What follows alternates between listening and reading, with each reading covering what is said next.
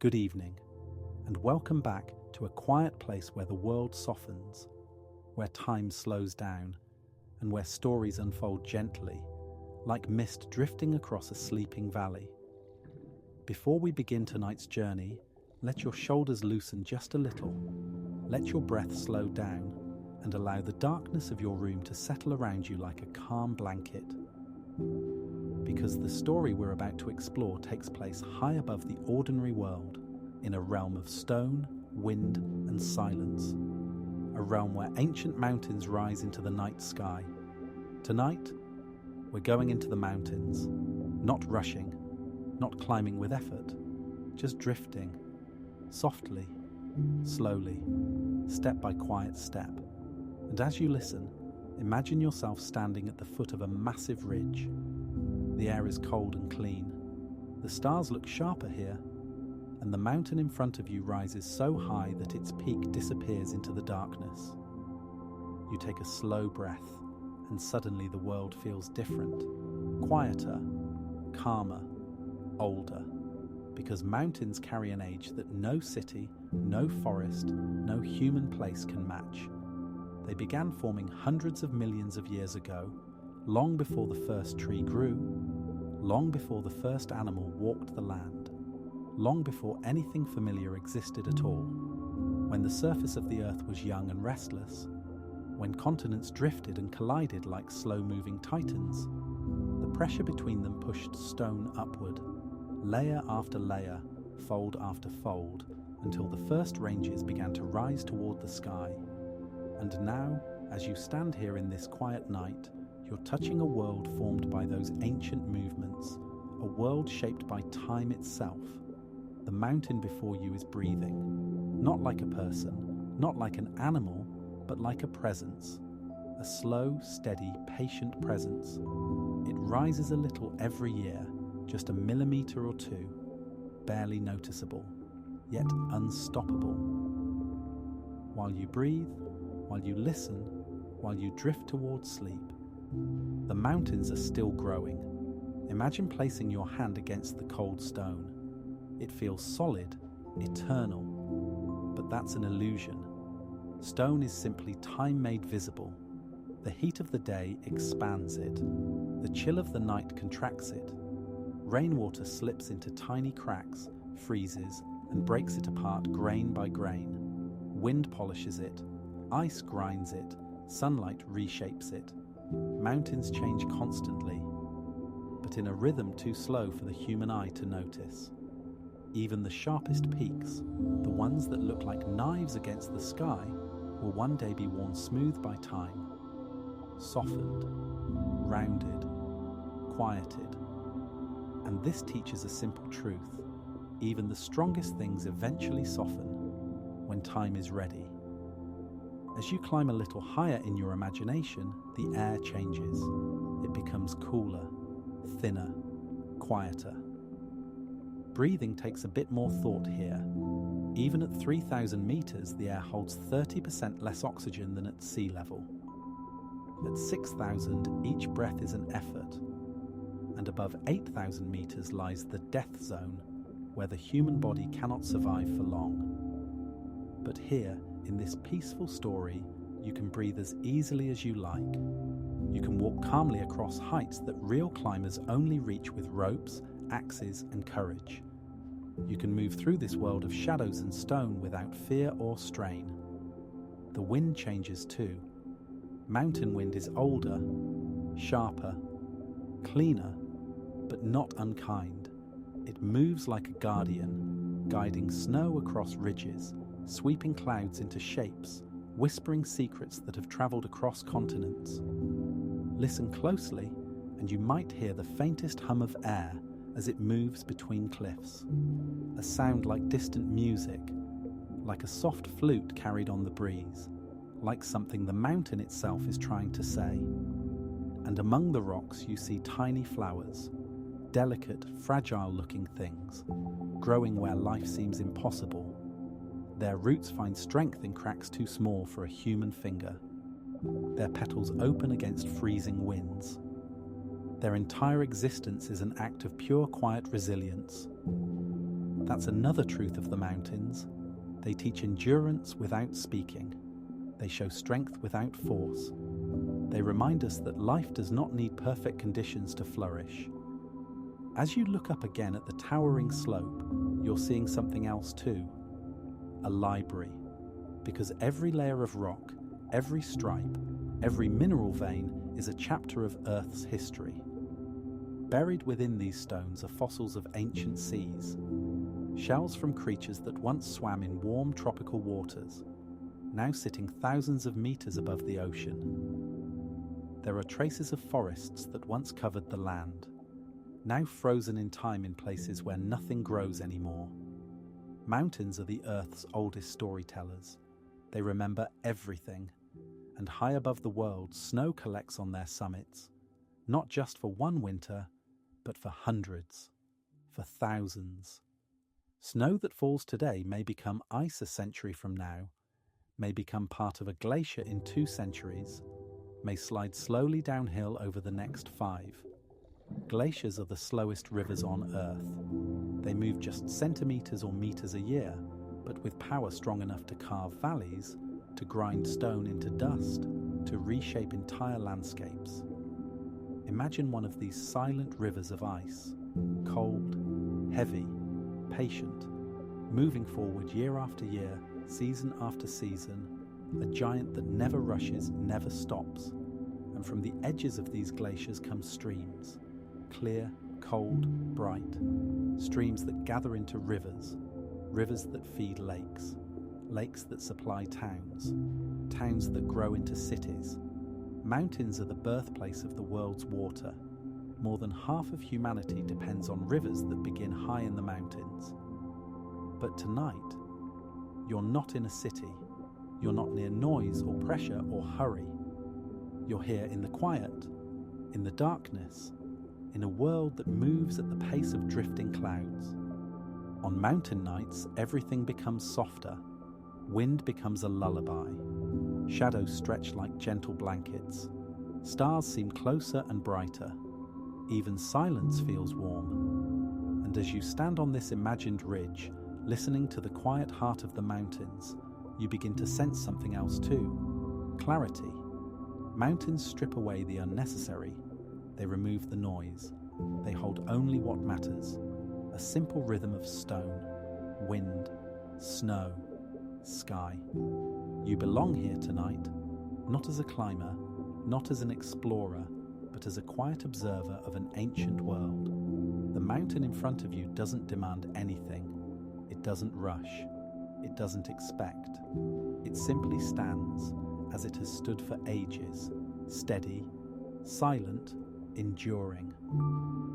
Let that stillness touch you for a moment, a little deeper, a little longer, until your breath becomes slower and your thoughts become lighter.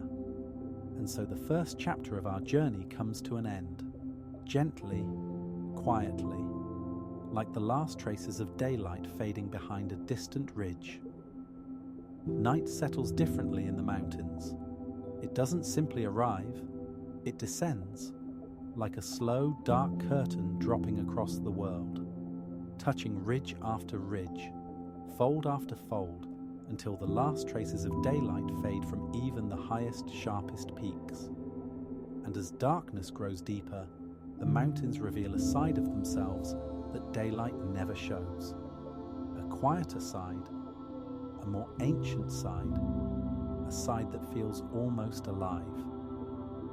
In this second chapter, we're not exploring the heights anymore. We're stepping into the inner world of mountains, the hidden life beneath the stone, the quiet movements you never see but that shape the whole planet. Take a slow breath and imagine yourself sitting on a cold, flat rock near a mountain lake. The water is still, almost mirror-like. The air is crisp and smells faintly of pine and fresh snow, and the sky overhead is so full of stars that it seems like someone scattered silver dust across black velvet. The mountains around you rise like dark silhouettes. They don't move, they don't speak, but somehow they feel aware. Mountains at night always feel like they're listening, and maybe in their own slow way, they are. Because mountains are not just tall structures of stone, they are gigantic engines of the earth, breathing, shifting, sinking, rising, moving at rhythms too slow for a human life to measure. Let's listen to them. If you place your hand on the ground near the lakeshore, you wouldn't feel anything, just cold dirt, or smooth stone, or fine grains of glacial sand. But deep beneath you, so deep that no sound reaches your ear, the mountain is moving. Not enough to shake, not enough to tilt, not enough to notice. But the Earth's crust is never still. Tectonic plates continue to press into each other, millimetre by millimetre, year after year, age after age, and every millimetre of pressure, every silent shift, every tiny upward motion adds to the mountain's height. It's a quiet miracle. Mountains grow in their sleep. Some rise faster than others, 2 millimetres a year, 4, sometimes 10. It doesn't sound like much, but give a range 1 million years, and you get a different world. Imagine this while you sit by the lake. The very ground beneath you is rising, slowly, quietly, invisibly, like the breath of something enormous and ancient. And yet, while mountains rise, they also crumble. Every gust of wind tears away microscopic grains of rock. Every freeze cracks tiny fractures deeper. Every drop of rain carries particles downhill. Every avalanche reshapes a slope. Every glacial movement scrapes away centuries of stone. It's a balance, a dance, growth and decay, rise and collapse, push and pull, always happening at the same time. Mountains are constantly dying and constantly being reborn, and this quiet truth gives them a strange kind of beauty. They're strong, but not unchanging. They're permanent, but not eternal. They endure, not because they resist time, but because they move with it. As you sit by the lake, you can imagine the inner structure beneath you, layers of rock folded and twisted by unimaginable forces. Some layers formed in ancient seas, some in volcanic eruptions, some under immense pressure miles below the surface. When you look at a mountain, you're looking at millions of years stacked on top of each other, compressed into shape, lifted into the sky. It's like reading the world's longest, oldest diary, and the night helps you read it better. Stars reflect faintly off the lake. The wind slows. The dark outlines of ridges become clearer, more honest, more monumental. The world is quieter now. Even animals sense the stillness. Mountain goats settle on small ledges curled against the cold rock. Owls glide silently between trees. Snow leopards, those rare ghost-like hunters, move as softly as shadows. Even the insects rest, hidden beneath stones or moss. And in this silence, the mountain speaks not with sound, but with presence. You begin to notice the small details, the faint glow of moonlight on snowfields, the thin, soft lines of glaciers stretching down valleys, the texture of dark cliffs rising like cathedral walls, and the way the air seems to hum with some ancient energy. The moon, slowly climbing between peaks, reveals another secret. Mountains create their own light. Not bright light, not fire or glow, but a pale, ghostly shimmer. When moonlight hits snow, it scatters into millions of tiny reflections, spreading a soft, bluish-white glow across the landscape. So faint you would miss it in the city, so gentle it feels like a dream. This glow is why mountain explorers often say the world above the tree line never truly gets dark. Even on moonless nights, snow and ice reflect starlight, just enough to outline ridges, just enough to see your breath, just enough to feel that you're not alone. And you aren't, because inside the mountain, there is life. Not animals, not plants, but the movements of the earth itself.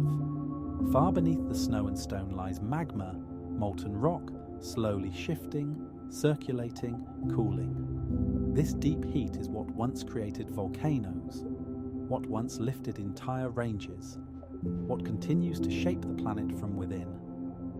Most mountains today are not volcanic. They're born of pressure, not eruption. But the heat remains deep below, a reminder that the earth is alive. And sometimes, when you're very quiet, you can feel it. A slight warmth in the soil, a faint trembling not caused by wind, a subtle energy that's impossible to describe, but unmistakable. The mountain is not asleep, it's just slow. Its heartbeat is measured in millennia. And when you sit long enough by the lake, you start to see how everything connects. The wind that moves the surface of the water was shaped by the slope of the ridges. The temperature of the air is controlled by altitude. The clarity of the lake comes from glacial meltwater filtered through stone. The path of every river begins with snow melting on a distant summit.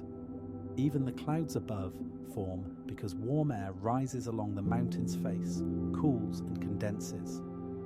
Mountains create their own climates, their own rivers, their own ecosystems, their own skies. They are entire worlds. As the night stretches deeper, you notice another thing. Sound behaves differently here. When you speak, your voice doesn't travel far. The cold air absorbs it. The slopes scatter it. The silence reclaims it almost instantly.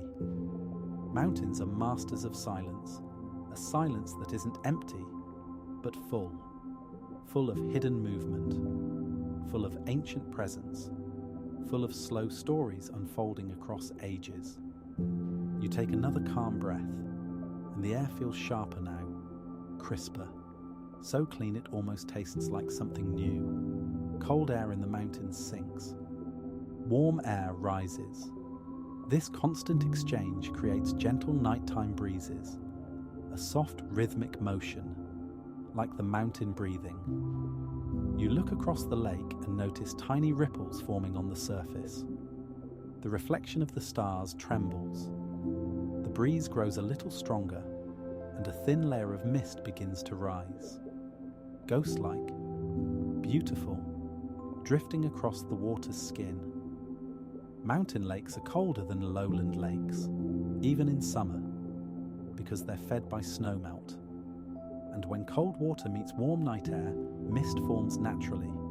It moves like slow smoke, spreading, shifting, curling around your legs, soft as breath, light as dream. And as the mist spreads, the world feels even more distant, even more hushed, even more ancient. You feel like you're sitting halfway between reality and a long-forgotten myth. You close your eyes for a moment, letting the silence deepen, letting your breath fall into rhythm with the mountain, letting the cold air rest gently on your skin. Time becomes slow, soft, almost liquid, and then you sense movement, not loud, not sharp, not dangerous, just the faintest shifting of stones somewhere high above. A rockfall, small stones tumbling down a distant slope, a natural, gentle reminder that mountains are always changing, always reshaping themselves, even at night. Rockfalls can be as quiet as whispers or as loud as thunder. Tonight's is soft, barely audible, a tiny rearrangement of the mountain's skin, and you realize something important. Mountains are never truly still. Every freeze shifts them, every thaw changes them, every gust of wind sandpapers their edges, every drop of rain carves new channels. Even now as you listen, stone is moving, snow is settling, wind is reshaping dunes of powdered ice, temperature is sculpting the very cliffs around you. Change is constant, slow, silent, but constant. That is the mountain's secret. Stillness on the surface, transformation within. As the night stretches on, you feel your breath deepening again, your thoughts growing softer, your mind becoming lighter. The mountain's calmness begins to reach into you, settling your body, slowing your heartbeat, clearing space inside your mind. And when you look out across the lake one last time, the mist has thickened into a floating, glowing sheet, white and blue under the moon, drifting softly like giant feathers. The mountains rise beyond it, dark and enormous, but not intimidating, just quiet, present, ancient. You are a guest here tonight, a welcome one.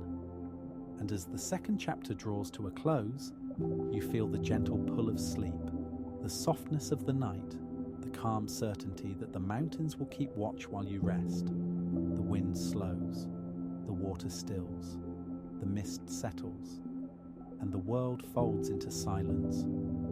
This is the end of chapter 2, and the beginning of deeper dreams. Night in the mountains is never truly silent. It feels silent, it looks silent, but if you listen closely enough, really listen, you begin to notice that the quiet has layers, soft layers, deep layers, layers that feel as old as the rock itself. Tonight, as the third chapter begins, the sky above you is even darker than before. The stars look sharper, colder, brighter, as if the universe has drawn a little closer, and the mountains around you seem taller in the moonlight, more solemn, more aware of your presence. You stand slowly, letting your feet sink into the cold ground. A thin carpet of frost crunches softly beneath your boots. The air bites your cheeks with its clean chill. Your breath rises in small white clouds, clouds that dissolve before they reach your eyes. And as you step forward, deeper into the night, you realize that mountains at this hour feel almost sacred. Not sacred in a religious way, but sacred in an ancient, universal sense, as if you've stepped into a place that remembers everything.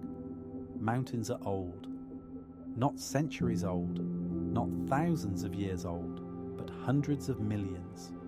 Some peaks we see today began forming when Earth's continents were fused into one giant supercontinent.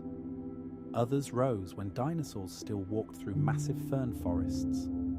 Some were underwater, only to be lifted into the sky by unimaginable planetary forces. And this age, this almost impossible age, gives mountains a spirit that nothing else on Earth possesses. You take a slow breath and step onto a narrow rocky path. It winds along the side of a ridge, giving you a view of two worlds at once. A wide valley on your left, sleeping beneath shadows, and a towering wall of dark stone on your right, rising like a frozen wave. Your footsteps echo lightly, not loudly, just enough to remind you that sound moves differently here. Mountains take sound and soften it, like hands folding cloth. They catch noise in their stone folds, their snowy creases, their icy ridges. And in this gentleness, you begin to feel something almost spiritual, because mountains have always been places of myth. Every culture, every ancient people, from every continent, told stories about mountains. To the Greeks, mountains were homes of gods, Olympus touching the heavens. To the Tibetans, mountains were living spirits, guardians of the sky. To the Japanese, volcanoes like Fuji were sacred gates between worlds. To the Andean people, peaks were protectors, ancestors, teachers. Everywhere in the world, people looked up at mountains and saw something greater than themselves. And tonight, as you walk along the moonlit path, you begin to understand why. Because mountains feel alive. Not alive with blood or breath, but alive with time. The rock beside you carries the memory of ancient seas. The snow above you holds the imprint of centuries. The wind across your face has travelled over continents. The stars overhead shine differently than they do in the lowlands. Brighter, closer, sharper.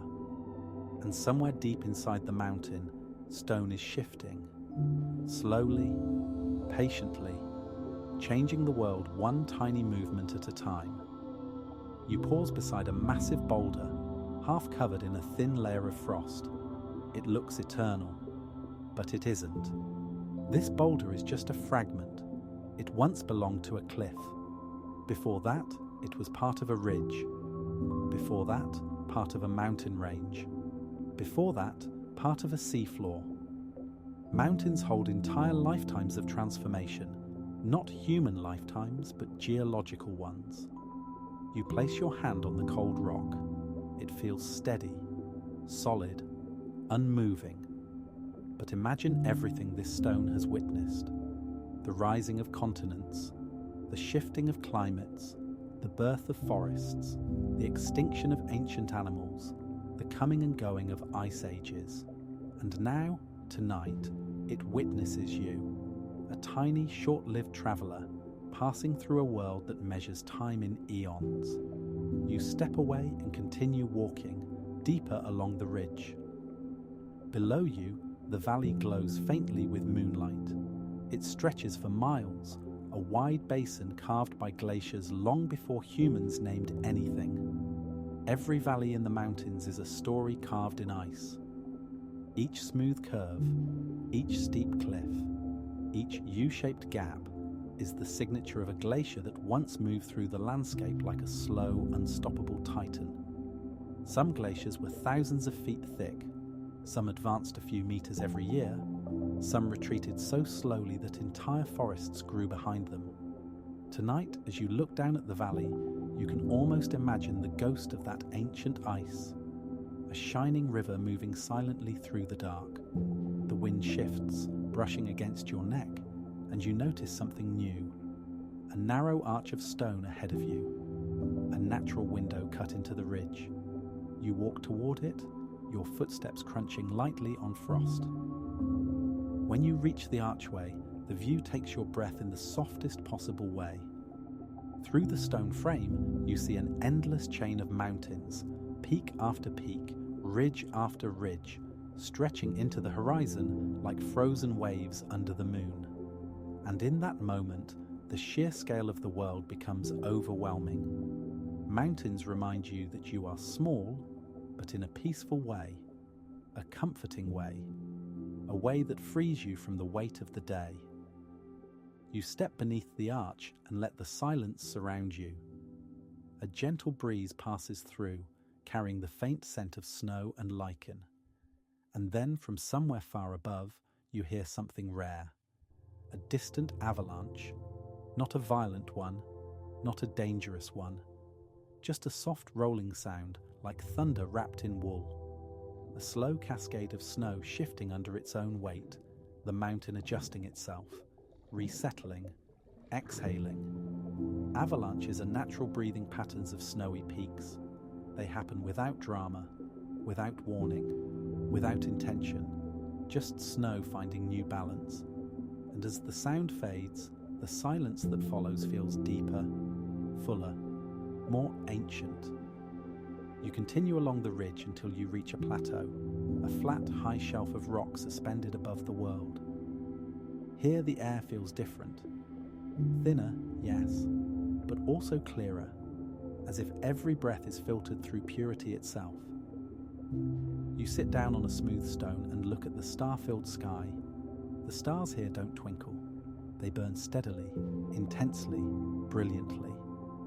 Because the air is so thin, so clean, so free of moisture that starlight travels almost unbroken. This is why astronomers build telescopes on mountains, because mountains see the universe with fewer obstacles. And as you tilt your head back and let the sky fill your vision, you feel a strange sense of connection, not just to the world beneath you, but to everything above it. You can almost sense the curve of the earth, the quiet hum of the atmosphere, the faint pull of gravity, the spinning of the planet beneath your feet. Mountains make space feel closer, and that closeness has always inspired stories. Ancient people believed that mountains were pillars holding up the sky, that the gods lived on summits, that the universe was closer there, that dreams were clearer, that messages from the heavens could be heard in thin air. And maybe they weren't wrong, because even now, sitting on this plateau, you feel something you can't explain, a softness in your chest, a clarity in your mind, a quiet expansion inside your breath. Mountains don't just change landscapes, they change people. They strip away noise, they simplify thought, they slow everything down, and in the stillness you begin to feel grounded, calm, present, even if only for this moment. Behind you, the wind shifts again, carrying with it a new sound, faint, rhythmic, almost musical. You turn your head and see a line of prayer flags fluttering between two rocks, blue, white, red, green, yellow. They flap softly in the wind, creating a gentle rustling sound, a sound that is not just noise but meaning. Prayer flags in high places represent wishes carried by the wind. They aren't prayers for gods, they're prayers for the world, for peace, for balance, for harmony, for all beings, everywhere. And the wind that blows across mountains spreads those wishes far, through valleys, across plains, over rivers, into the sky. You stand and walk toward them. The fabric is thin, worn by years of sun and frost. The symbols printed on them are faded, but their presence is powerful, a reminder that humans have always sought meaning in high places. In some cultures, mountain summits are considered the closest a person can be to the divine. In others, they represent strength. In others still, they symbolize endurance. But everywhere, mountains mean something more than just stone. You turn back toward the plateau and sit once more, letting the wind brush gently across your face. The night feels softer now, more familiar, more welcoming, and the mountain beneath you feels like a living presence, ancient, quiet, wise. You close your eyes, feeling the rhythm of your breath blend with the slow, steady heartbeat of the world around you. And in that deep calm, the third chapter gently comes to an end. Not with a final word, not with a sudden conclusion, but with a soft settling, like snow drifting onto stone, like mist touching the surface of a lake, like a quiet, peaceful sigh. The mountain watches over you, and the night continues softly ahead. Night in the mountains moves slowly, not like in the lowlands, where darkness rushes in and disappears again with the first glow of dawn, but gracefully, as if the night itself is walking across the peaks, pausing now and then to admire what the world looks like from so high above. And as the fourth chapter begins, you find yourself standing on the edge of a vast alpine meadow.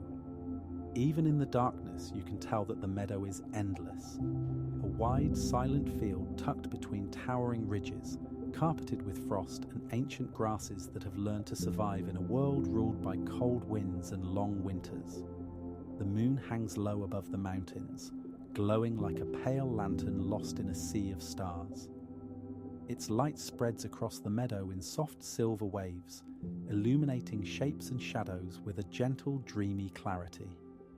You take a slow step forward, hearing the faint crunch of frozen grass beneath your feet.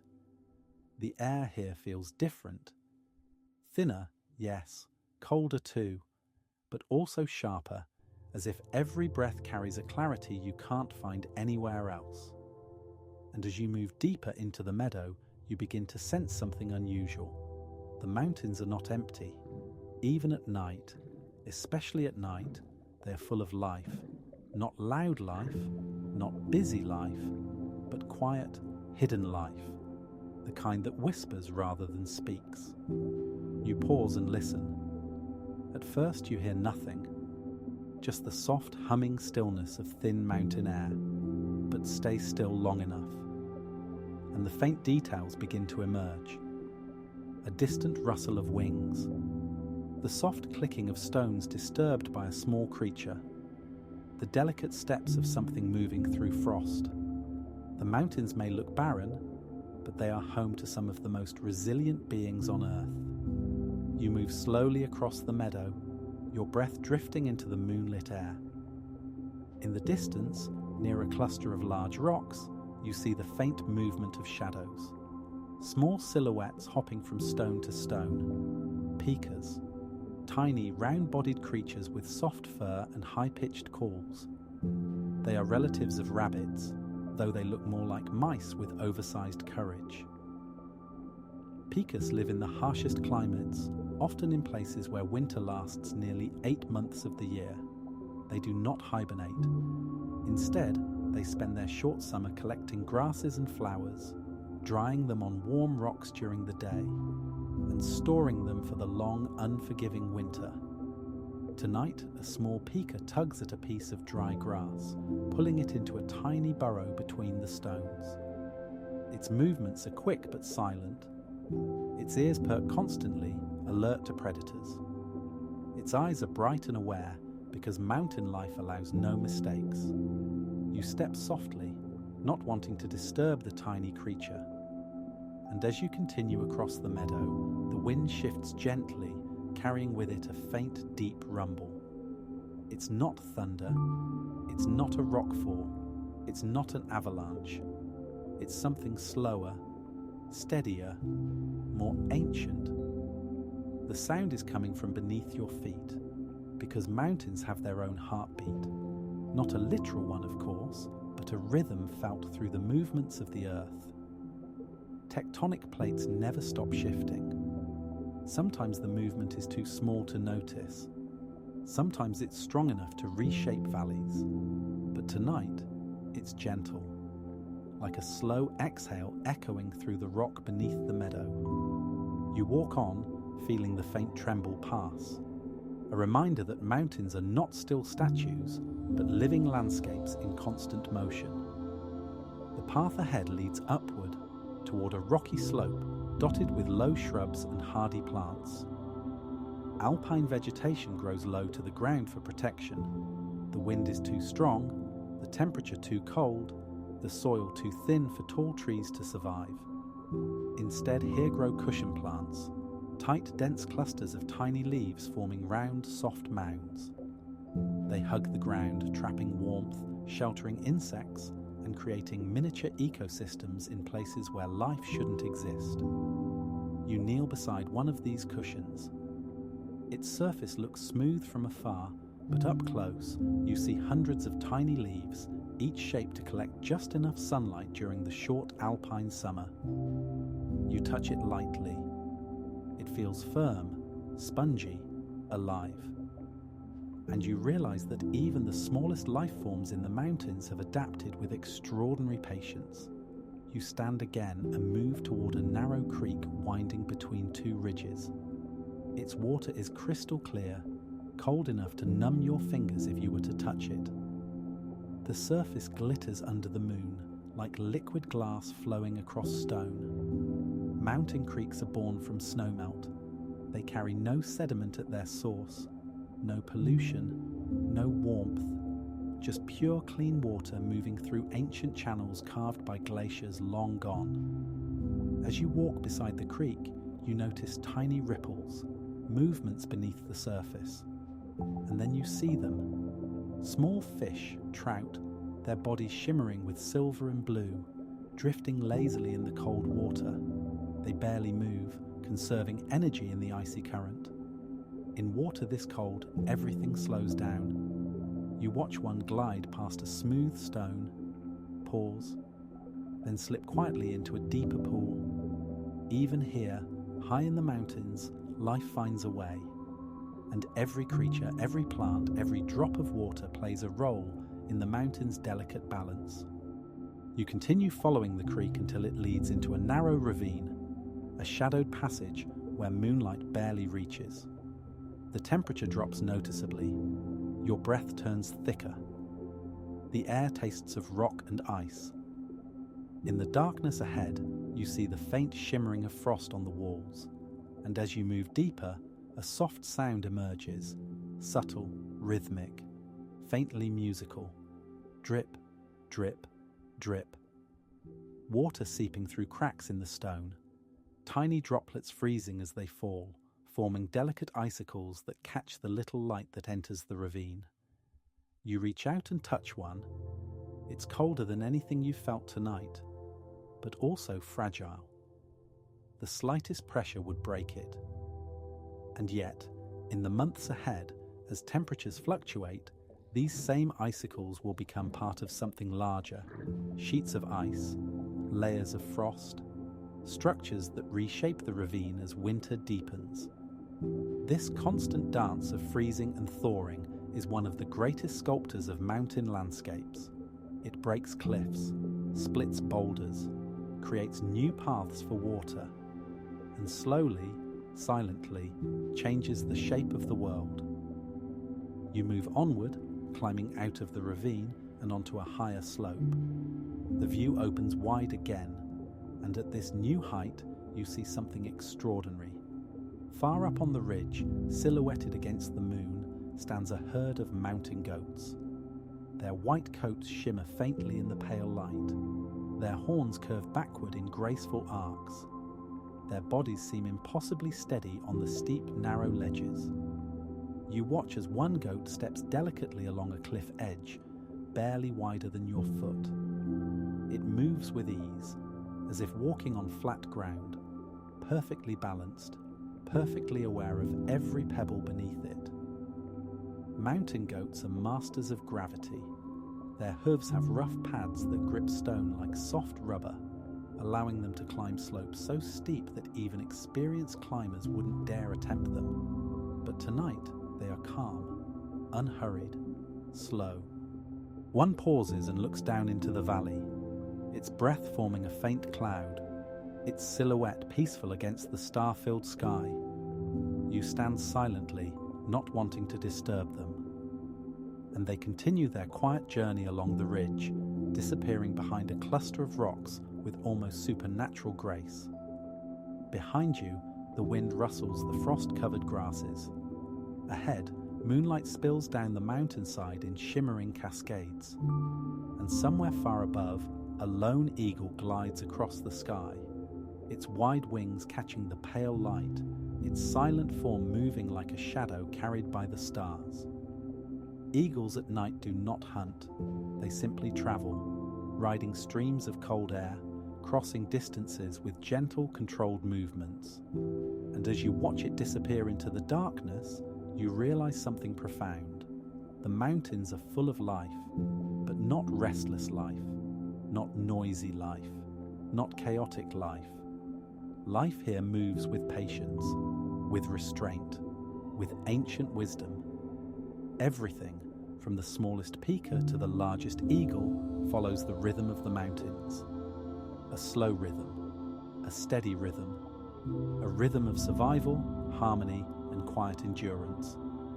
You find a flat stone and sit again, letting the peaceful night settle around you. The mountains feel softer now, more familiar, more alive.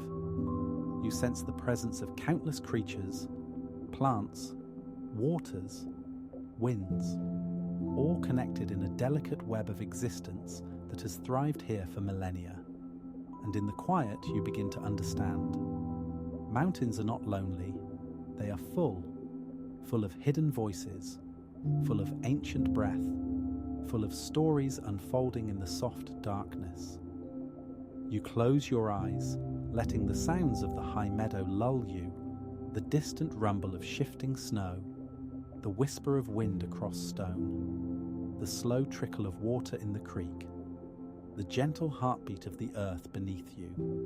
And with that quiet melody, the fourth chapter settles to a close, like frost forming on a leaf, like moonlight fading across a ridge, like a peaceful sigh carried into the night. Dawn is still far away.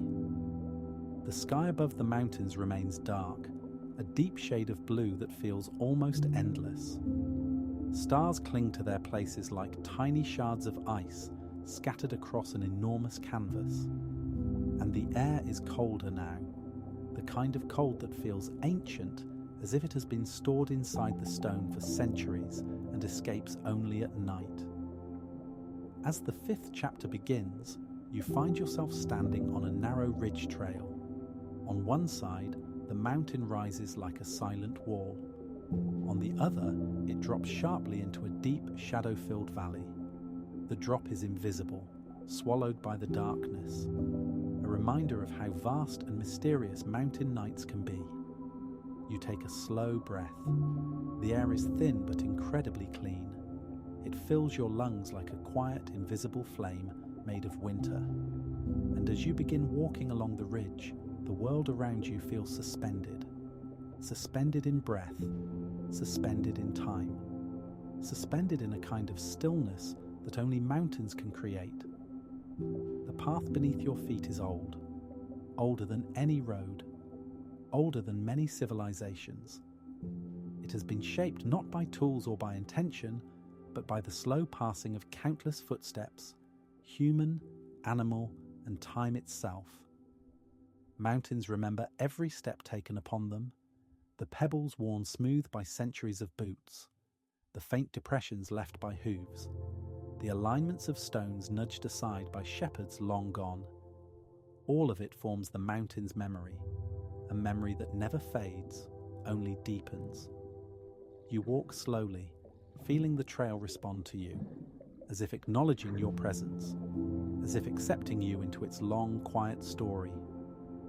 Ahead, the ridge widens into a broad, open saddle, a natural crossing between peaks.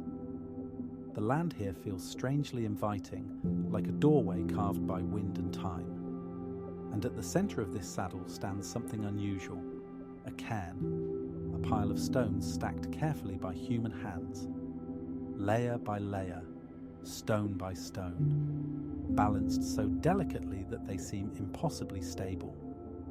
Cairns are markers, guides left behind by travelers crossing high mountain passes.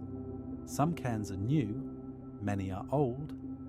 A few in the Himalayas or Andes are hundreds of years old, surviving storms, avalanches, frost. But the one before you tonight feels ancient.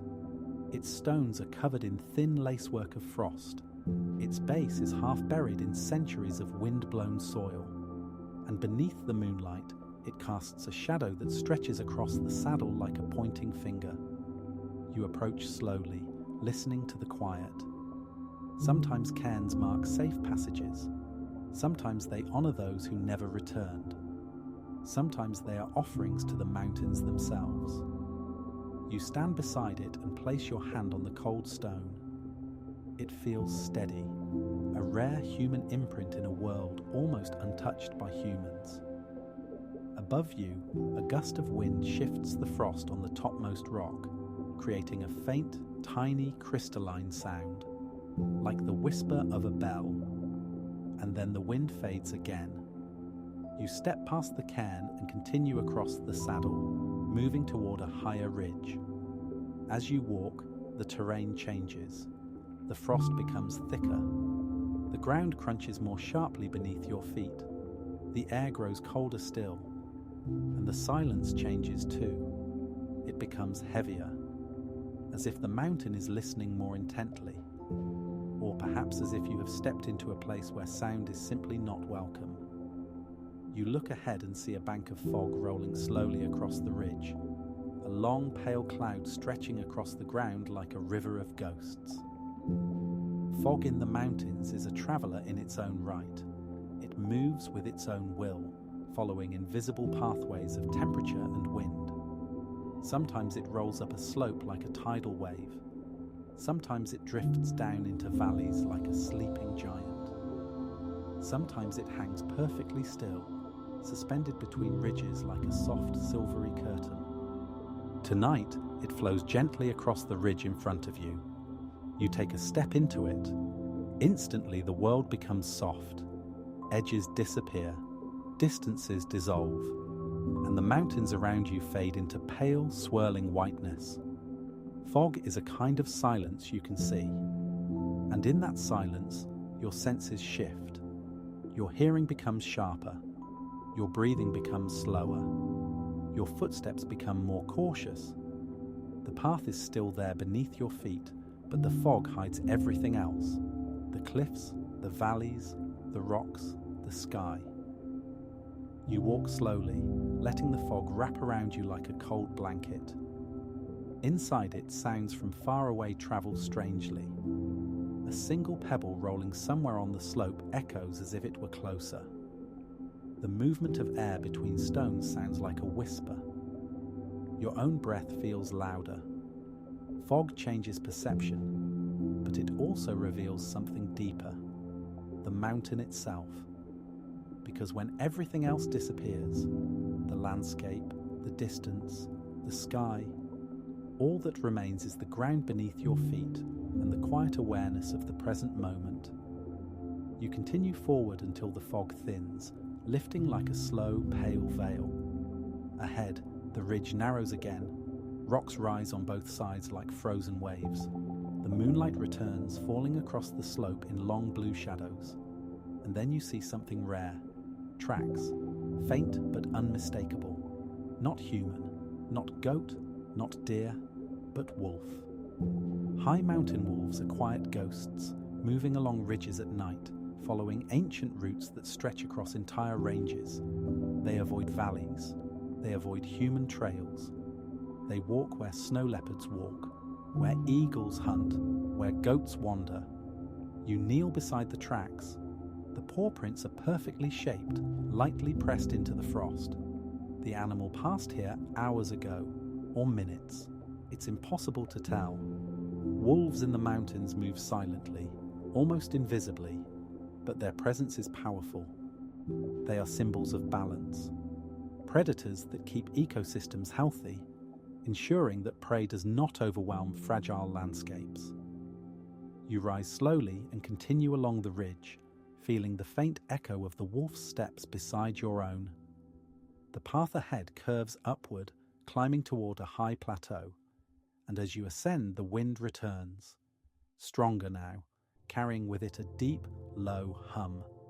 At first you think it's just the wind itself, but as you walk higher, the sound grows richer, deeper, more rhythmic. It's not wind, it's the mountain. Some mountains produce a natural resonance, a low-frequency vibration that comes from wind moving through cavities in the rock, or from temperature shifts causing stone to expand and contract, or from layers of snow settling against ice. The phenomenon is known as mountain singing. You stop and listen. The sound is soft, but unmistakable. A low, trembling hum, like the earth quietly exhaling. It rises and falls with the breeze, not music exactly, but not noise either. A natural song, ancient, patient, endlessly slow. You close your eyes and let the sound move through you.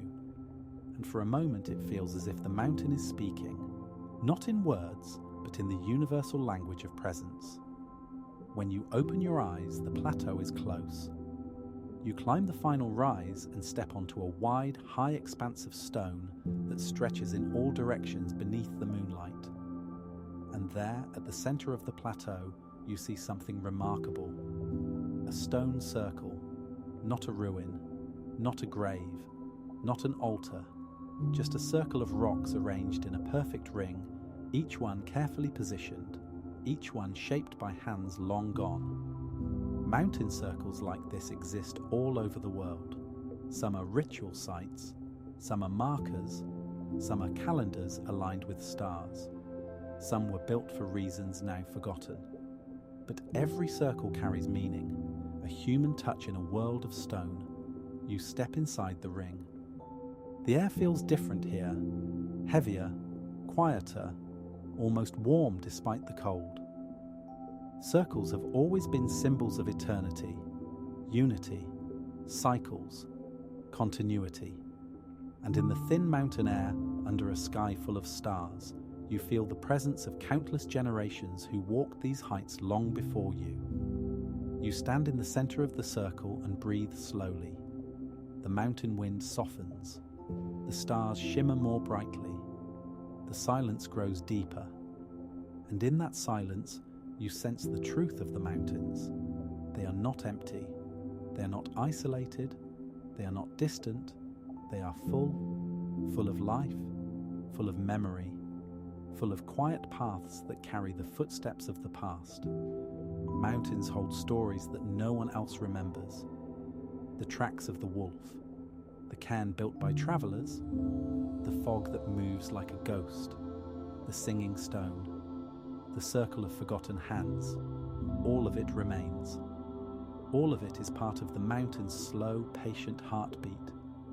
You close your eyes once more, letting the wind brush gently across your face, letting the silence fill your mind, letting the presence of the ancient circle surround you like a quiet embrace. And as the night settles deeper, and your breath becomes softer, and your thoughts drift into peaceful quiet, the fifth chapter comes to a gentle, silent close, not ending, just softening, like fog dissolving into air, like a star fading with dawn, like a story slowing into dream. The night in the mountains grows colder now, not sharply, not suddenly, but gradually, like a slow breath of winter drifting down from the highest peaks. As chapter 6 begins, you find yourself moving upward again, leaving behind the stone circle and stepping onto a slope of pale, shimmering snow. The frost beneath your boots crunches softly, a delicate sound that rises and falls with each step, as if you are walking on the surface of an ancient sleeping cloud. The wind has changed. It is colder now, more focused, carrying with it the unmistakable scent of deep winter, a scent that feels clean, sharp, and impossibly pure. You pause for a moment, inhaling the crystalline air, and then you notice something remarkable. The snow here is glowing, not brightly, not dramatically, but with a faint bluish-white shimmer, reflecting the moonlight in a way that makes the entire slope appear illuminated from within. High-altitude snow behaves differently than snow in the lowlands. The crystals are smaller, sharper, formed under intense cold and thin air. When moonlight touches them, they scatter the light like millions of tiny prisms. The higher you climb, the more the snow begins to sparkle, like the stars overhead have fallen onto the earth and frozen in place. You continue walking up the slope. With every step, the world becomes quieter. The wind softens, the shadows deepen, and the mountain feels even more ancient, even more vast, even more aware, because snow remembers everything, every storm, every winter, every gust of wind, every creature that walked across it. And here, at this height, the snow holds centuries of memory, compressed layer upon layer, forming a frozen archive of the mountain's past. You reach a small ledge where a thick wall of ice rises like a translucent fortress. This is a glacier, a giant, a river of frozen time. You step closer, feeling the cold radiating from its surface like breath. You touch the ice with your fingers, and it's colder than you expect, colder than anything you have felt tonight. Inside the glacier, faint lines run through the ice, stripes of blue, white and grey, layered like pages in a frozen book. Each stripe is a winter. Each winter tells a story. Glaciers preserve dust from ancient deserts, ash from volcanoes, pollen from forests, traces of atmospheric changes, even microscopic bubbles of air trapped from centuries ago. If you could listen closely enough, you might hear the whispers of past climates, past storms, past worlds. The glacier shifts slightly under its own weight, a deep, subtle creak that vibrates through the stone beneath your feet. Glaciers are always moving, not quickly, not violently, but steadily, with the slow determination of an ancient creature that has seen the rise and fall of ages. You walk alongside the glacier now, following its curved edge across a high plateau. The snow is deeper here, the air colder, the silence even more intense. Your breath floats upward in a cloud of mist and dissolves into the dark. And as you walk, you begin to notice strange shapes in the snow, patterns carved by the wind. Some are long, thin ridges like frozen waves. Some are smooth hollows where snow has been scooped out. Some form delicate spirals and ripples. This is the work of snowdrift and wind sculpting, a natural art that turns the mountain into a gallery of frozen beauty. You kneel and touch one of the ridges. It looks soft. It feels hard. The snow is compacted by wind, pressed into smooth, solid shapes that feel almost like polished stone. And as you rise again, you see something moving in the distance, a faint shifting shadow on the snow. You stop and watch. Slowly, gracefully, it resolves into a form, an ibex, a mountain antelope with curved horns that sweep over its back like crescent moons. Its fur is thick and pale, blending perfectly into the snowy slope. Its movements are silent, elegant, unhurried. It walks across the snow with almost supernatural balance, each step precise, each pause thoughtful, each motion perfectly attuned to the mountain's rhythm. The ibex lifts its head and looks toward you. Its eyes are dark and calm, not frightened, not curious, simply aware. And then it turns and disappears behind a ridge, moving with the kind of effortless grace that only a creature born in the mountains could ever possess. You follow its tracks for a while, soft depressions in the snow, barely visible but unmistakable. And then the tracks vanish into a slope of untouched white. Above you, the moon shifts behind a thin veil of clouds, casting long, pale shadows across the snowfield. And in that dimmed light, the mountain reveals another secret. Snow dunes, huge sculpted waves of snow that rise and fall across the plateau like a frozen ocean. Their shapes are soft, smooth, endless. You walk toward the nearest dune, marveling at the way the snow curves like a cresting wave, its surface glowing faintly in the darkness. When you reach it, you climb its gentle slope and stand on the crest. From here, the entire snowfield spreads outward, a silent, brilliant desert of white rolling beneath the stars. And in the quiet, you realize something profound. Mountains have their own oceans, not of water, but of snow, of ice, of wind, of time. The dunes shift slowly with storms. Wind pushes them, shapes them, erases them, builds them again. They are never the same from one winter to the next.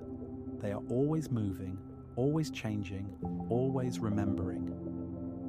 You descend the dune and continue across the snowfield. Soon the ground slopes downward, leading into a narrow, icy corridor between two ridges. The walls glitter with frost, reflecting starlight in shimmering shards.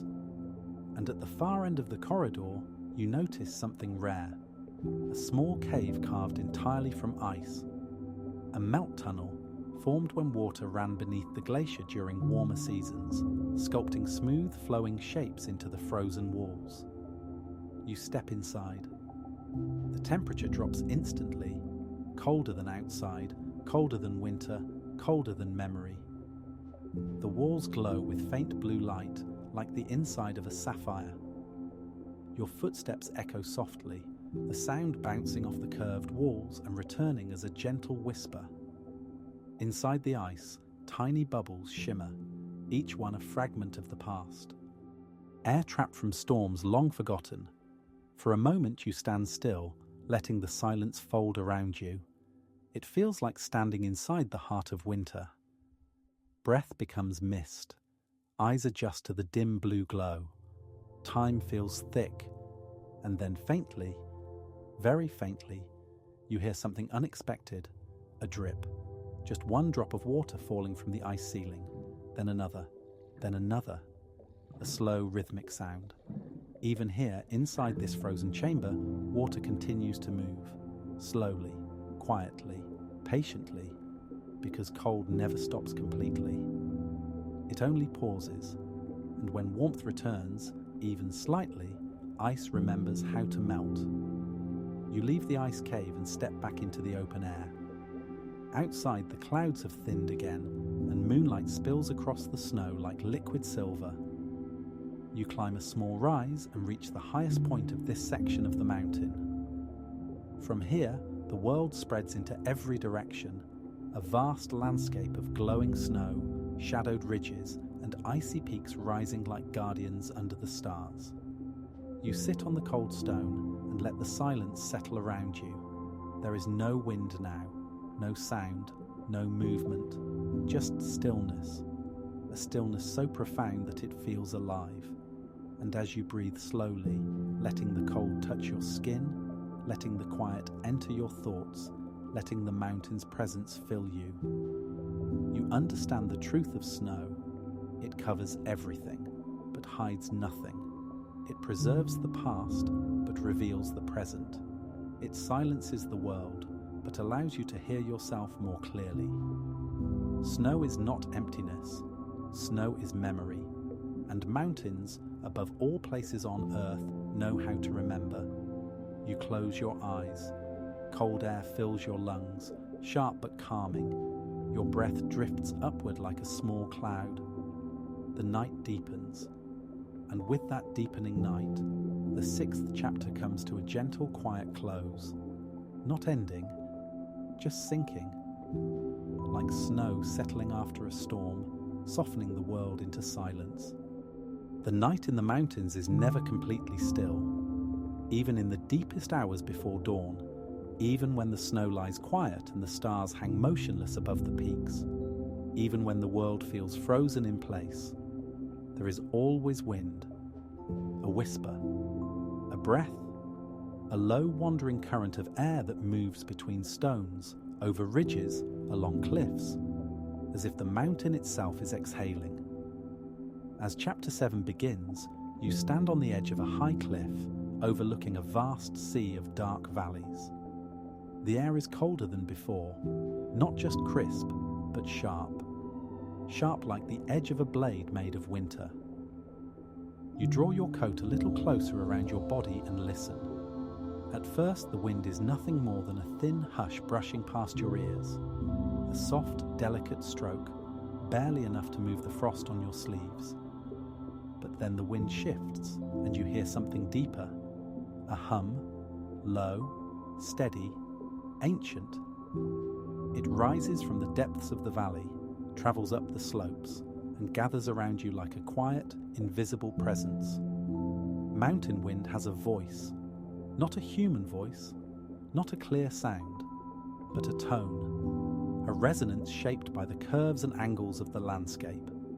Every ridge, every cliff, every ravine creates its own sound. Some hum, some sing, some roar, some whisper, and tonight the wind is whispering. You close your eyes and let the sound wrap around you. The whisper shifts in pitch as it moves, a rising and falling melody that seems to tell a story. Because wind in the mountains is a storyteller. It carries the scent of distant forests, dust from old glaciers, moisture from unseen lakes, warm air from valleys, cold air from peaks. It gathers pieces of the world and carries them across vast distances. You open your eyes and feel the wind brush across your cheeks. It's colder now, a reminder that dawn is still far away. You take a step forward along the cliff edge, walking slowly, letting the wind guide you. Below, faint streams of mist rise from the valley, moving like pale ghosts drifting upward. They stretch and curl and dissolve in the cold air, shaping themselves into ever-changing forms. And then the wind picks up again, not violently, not dangerously, but with purpose. It moves around you in soft gusts, lifting small crystals of snow from the ground and sending them dancing into the air. The crystals catch the moonlight and sparkle like tiny stars, a swirling cloud of shimmering ice drifting around your legs. The wind shapes the mountain's skin. It carves patterns in the snow, cuts grooves into exposed rock, forms smooth sculptures on ridge lines, creates cornices that hang like frozen waves, sculpts drifts into sharp edges and soft curves. Wind is the mountain's painter, and snow is its canvas. You walk along the cliff until you reach a narrow pass between two jagged outcrops of stone. Here, the wind becomes stronger, funneling through the narrow gap like water through a canyon. It howls softly, a long, steady tone that vibrates in your bones. You step into the pass and feel the wind push against you, cool and steady, as if the mountain is testing your presence. But it is not hostile, just curious. The wind in mountain passes is like breath moving through lungs, inhaling from one side of the ridge, exhaling into the other. And as you walk through the pass, you begin to notice small details. The frost on the rocks has formed delicate feathers of ice, long and thin, each crystal aligned in the direction of the wind. These formations are called rime ice, created when fog freezes instantly on contact with frozen surfaces. You touch one feather lightly. It crumbles at once, fragile, ephemeral, but beautiful while it lasts. You leave the pass and reach a wide ledge overlooking a steep glacial valley. From here, the wind becomes a steady companion, moving across the landscape like a living presence. It rushes down from snowy peaks. It sweeps along the smooth surfaces of glaciers. It slips between boulders and spirals upward again, always moving, always breathing. And you realize something profound. Wind gives mountains their voice. Avalanches may shake them, earthquakes may move them, snow and ice may sculpt them, but wind is what speaks.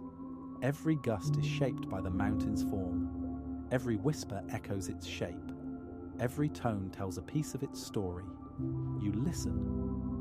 The wind shifts again, a deeper tone coming from far off, somewhere beyond the next ridge. You follow the sound, walking along a high, exposed slope where the moonlight paints long shadows across the snow. As you approach the next ridge, you begin to hear something remarkable. A song, a real, natural mountain song. It begins as a low hum, almost too faint to notice. But as you draw closer, the hum deepens into a soft, resonant vibration. It sounds like distant chanting, a long, continuous note rising from the stone itself. You reach the ridge and see the source. Wind is moving through a field of stone pillars, tall, narrow formations carved by centuries of frost and erosion. Each pillar acts like the pipe of a giant organ. When the wind passes through them, each pillar vibrates at a different pitch. Together they create music, nature's music, accidental but astonishing. You stand among the pillars, listening. The tones are deep and calming, spreading across the ridge like waves of slow sound. Some pillars hum with low bass notes. Others produce soft mid-range tones. A few whistle lightly, their slender shapes catching the wind in just the right way. The effect is hypnotic, a natural symphony played by the mountain itself. You sit on a stone, letting the sound wash over you. The music is slow, repetitive, ancient. It feels like something the mountain has been singing for 1,000 years. But only now do you have the chance to hear it. The wind shifts again, and the tones change. Some fade, others appear. The melody evolves, gently, gradually, endlessly. You close your eyes. The cold air touches your skin. Your breath slows. Your thoughts soften. The world feels distant. And for a moment you are not separate from the mountain. You are part of it. Part of the sound. Part of the air. Part of the slow rhythm of wind and stone. When you open your eyes, the wind has changed direction again. It carries something new now. The scent of snow. Fresh snow. Not the old frozen layers of winter, but new flakes forming in the upper atmosphere. You look up. Clouds are drifting across the peaks, thin at first, then growing heavier, darker. A storm is approaching. Not a violent storm, not a blizzard, but a quiet nighttime snowfall, the kind that transforms the world in silence. You stand and walk toward the next ridge, your steps soft, your breath steady. The wind begins to change again, its whisper becoming gentler, its tone becoming softer. And then, as you reach a sheltered hollow between two cliffs, snow begins to fall. Slowly, lightly, delicately. Flakes drift through the air like pieces of moonlight. Each one is unique. Each one is perfect.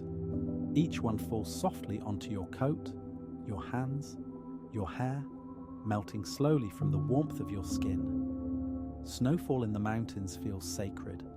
The world becomes quieter. The air becomes thicker. The landscape grows soft.